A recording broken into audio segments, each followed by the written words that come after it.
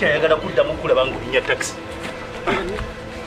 kiki atubuuza kwategeka owaayi nakutuma motoka oba nakutuma nefaliso gya rosifom buli nako manja abalongo oyinza osala abalongo tolina rosifom bayinanga hidest akale fiti siripo osopediki obakubira bukubiza essimu ng'omufazi gukutuukako osasula amaze ggula bakutoddamu nakuka oba tolina nfazi gya rosifom wano todda yense ngamba wandisoose ne weetegereza era singa nagula bedda nga guli okukola booti emmotoka gigabira nayiba wuli ow'olugambo ndaba yali obubi nze ndotere emifalisi wamanyabo jangu ojjeyo emifaliso gino nve kuona atafaayo ku kyenkoze tegujaonaguyisawo kuyita tosawa kakati vayo kwe vayo For inquiries, visit our depots or contact us on +256 200 907 181 or email us at roykimsil@gmail.com or visit our website info@roykimsindustries.com. Roseform, home of high quality mattresses. Al Magic Production ebatuusaako Station the House Girl.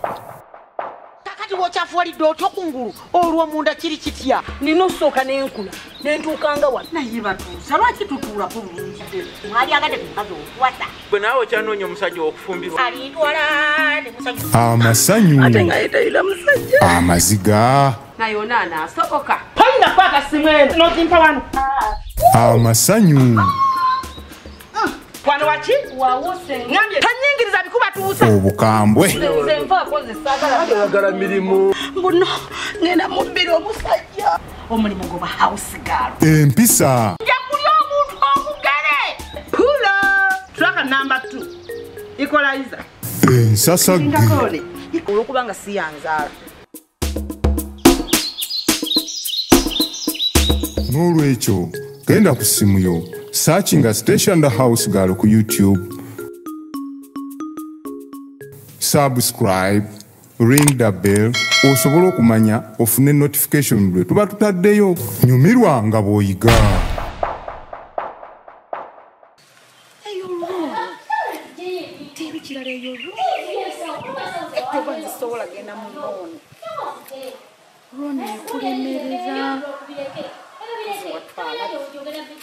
bakajanga kana kati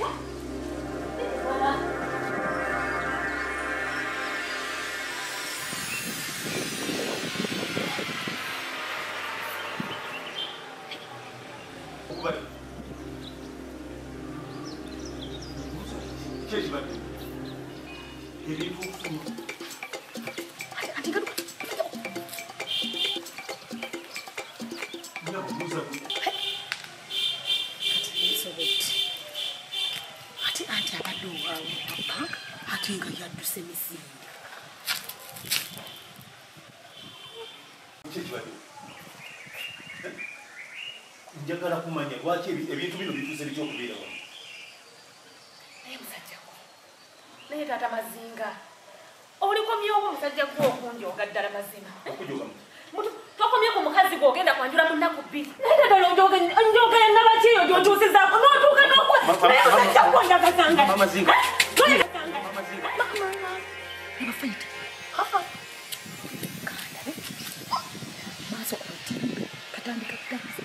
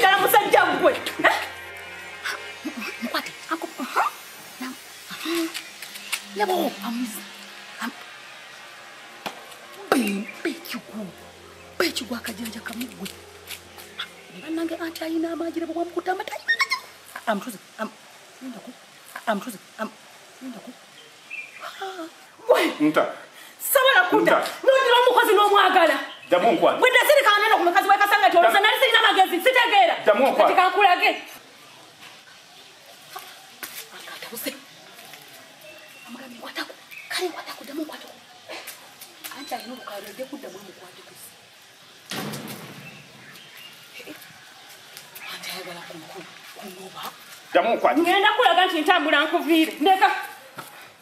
Akubulire ekintu kimu. Beera mugezi. Beera mugezi. Twala ekintu ky'ofurumiza. Nange. Ante ayagala kunoba. Kwetamanyira bya banka. Bya kunoba. Ebitebina namakulu. Ziriyo n'ekolera ebigimu.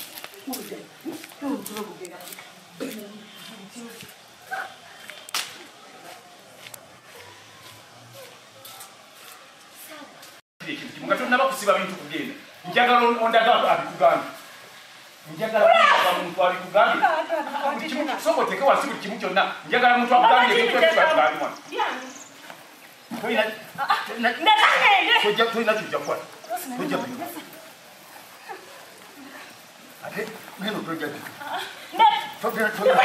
Tojja kukwata. Ebirekero. Njagala kumala kulaba omuntu abigamba. Muyite ajewa. Pulasi. Tolina kyojja kutwala. Pulo. Njagala ajewa. Pulasi. Kubanga oyitiriza nnyo okukolera ku ngambo. Luli bagamba wano simanye nvagula motoka nguze kawundo njigulidde omuntu. Era nawe Pulasi. Mwali munju. Anti kakati mwabeera. Ali mukujja makesi gange malala. Mugamba ndeka kuwa motoka ajja. Mugamba alete yendala bbiri aziteeke wano. Wana Pulasi. Kiringa asirikiddeyo naye. Pulasi. Ekintu kyenjagala otegeera okuva towulirizanga ngambo. Tiwali soga lwaki oli olugambo ekintu n'olanda n'oyaka okukolera kimwami. Okimanye nti omuntu yenna gye mufane gye mugenda olumala okutabula akwabula ngadduka kati aluwa ali mu nnyumba. Bw'aba ali mu nju asobola okuyimirirawo n'addamu n'akubuulira ebintu ebimu byekubuulidde nga siriwo n'abiddamu nga wendi. Wama Pulasi. Wandibadde otegeera, wandibadde oyiga era wandibadde otegeera okuva olwaliro olw'okimanya nti ebigambo ebikuleetebwa omuntu yenna tebiba mu makulu. Pulasi mwali mu nju. Si buli muntu nti yeefuula mukwano gwo nti aba akwagala era aba akwagaliza. Ate njagala okitegeere nti omuntu yenna akwagala tasobola kukubuulira kintu kisobola kutabula makaago.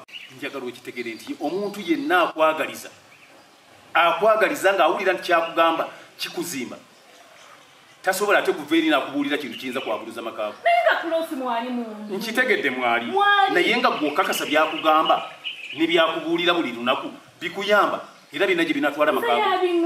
Era yazze n'angamba mwali mu nnyumba Pulasi.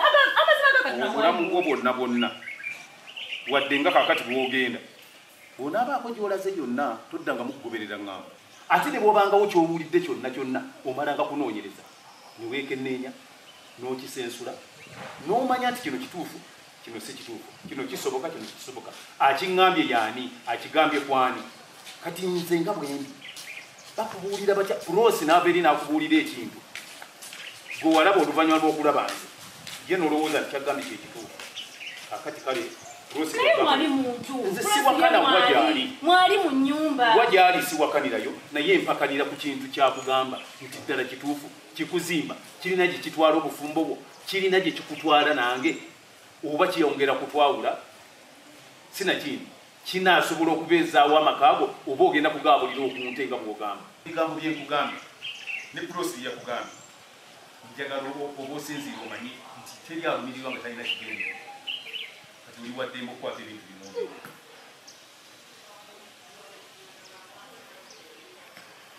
waddembe okukwata ebintu bino ogenda. Nenga Prosi yabiŋŋambye mukatonda Prosi yazze n'aŋŋamba ebyo byonna ebituuseewo.